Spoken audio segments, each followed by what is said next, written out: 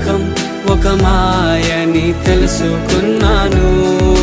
ఏది నా సొంతం కాదనుకున్నాను. తప్పిపోయిన కుమారుని నేనైతే నా కొరకై నిరీక్షించే తండ్రి నా యేసు.